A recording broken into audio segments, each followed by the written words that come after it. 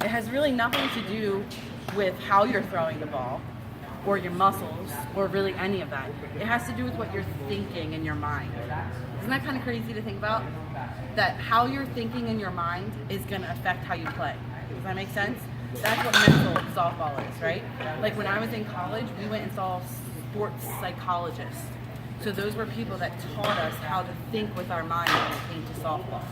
Because it's a whole aspect that nobody ever talks about, right? So let's have a seat, pals.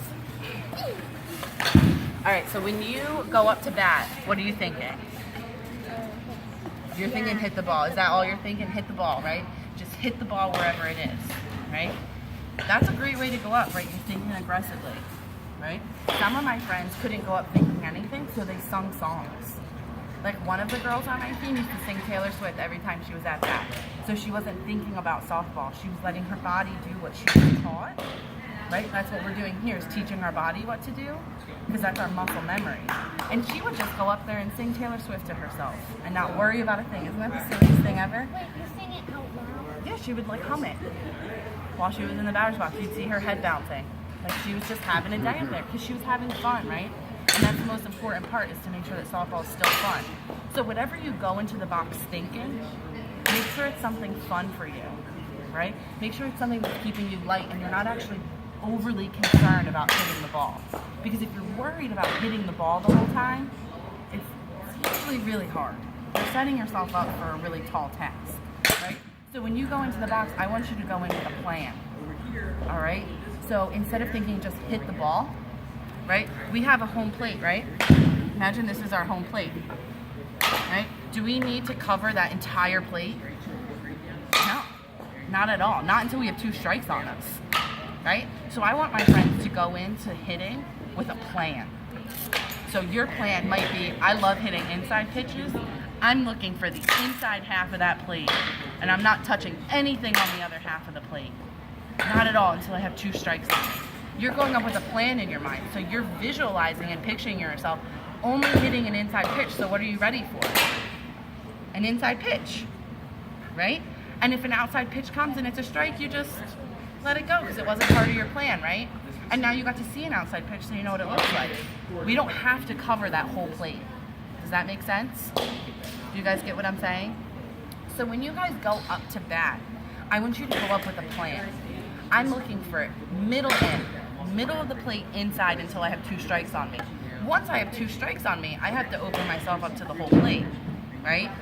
But until you have 2 strikes on you, take the advantage away from the pitcher. Does that make sense?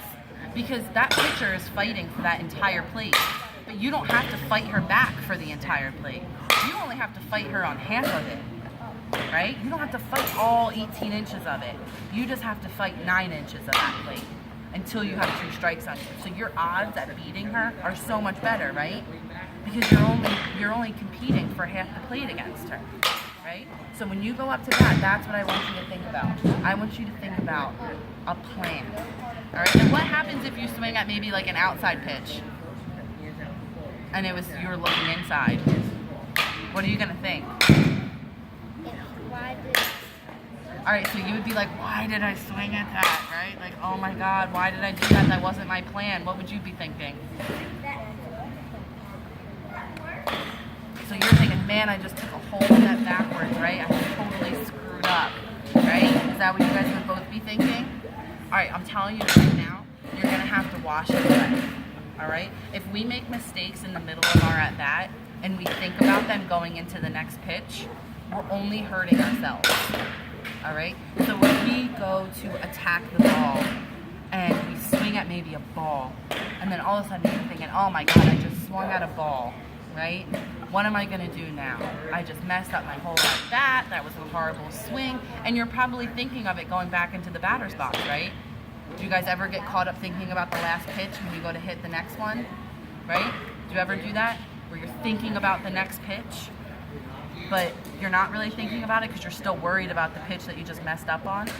That's a big hurdle to try and get over in softball, all right?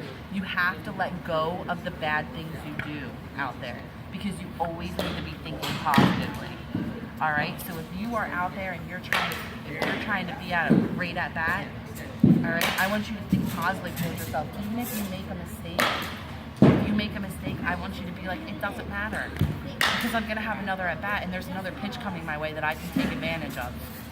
Right? You don't have to hit every single pitch that comes your way. You just have to be smart about the ones you do choose to hit. Does that make sense? So what happens if you strike out? How do you feel? Like that? How do you feel? Really crappy? Really bad about yourself? What do you do to make yourself feel better?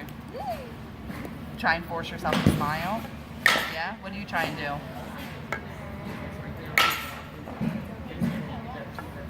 You don't do anything? Sing Taylor Swift song. You sing Taylor Swift songs? That's a good one. Think of something to release it for yourself. So if you just had a bad strikeout and you come into the dugout, like, how am I going to make my teammate next to me feel if I'm sitting around looking like this? That feeling is contagious to your next friend. So if you come into the dugout because you're all upset because you just struck out and you're moping around, and you're not really talking to anybody because you feel so bad for yourself, the only person you're hurting is your teammates. Because now that energy that you're giving off is bad. Does that make sense? So like, you don't want to upset your teammates or make them feel bad, right? Or bring down their mood when they're playing. So always when you have a strikeout, try and think of something to do for yourself to wash it away. Personally, if I had a strikeout, the first thing I would do is I would turn around, I'd grab a handful of dirt, and I'd just throw it. I would just throw it, right? And that was it. I wasn't allowed to be upset about it after that. I wasn't allowed to be mopey in the dugout. I would give my next teammate a high five and go in the dugout and start cheering, because that's what my team needed, right? So we can't be mopey when we strike out. All right, that's one of my big takeaways from this. When you strike out, figure out something to do for yourself that's going to change your own mind. Does that make sense? So I want you guys to go into the box with a plan. If something goes wrong, wash it away before your next pitch. Okay, so go to the box with a plan. Wash away whatever you're feeling that's terrible in the middle of your at-bat, and wash away at the end of your at-bat. Okay? Does that sound like a good plan? Yeah? Awesome. Sing Taylor All right, go Swift hit song. some balls. Rotate.